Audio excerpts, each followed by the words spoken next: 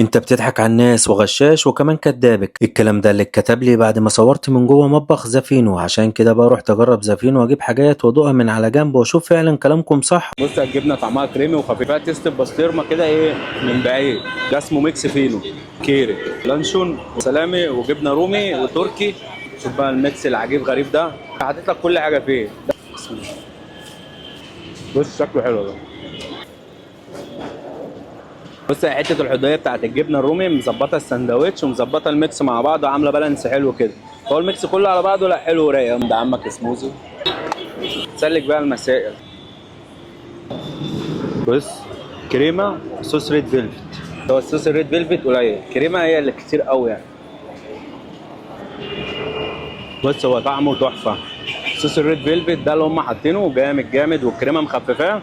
انا كان نفسي بقى اكتر من كده لان هو اصلا طعمه حلو قوي. ده برضو ايه، بص ده بيستاشيو كريمه. بسم الله. احلى حاجه فيه ان السكر مش باين ليه بقى، لان هم اصلا السندوتش كله كريمه حاطين صوص بيستاشيو خفيف. قليل قوي لما تلاقي البراندات اللي بتعمل سندوتشات بقاله. الحادق عندهم حلو والكواليتي عالي بصراحه. هو الحلو بس محتاجين ان هم يزودوا الصوصات شويه، الريد فيلفت البيستاشيو الكلام ده كله.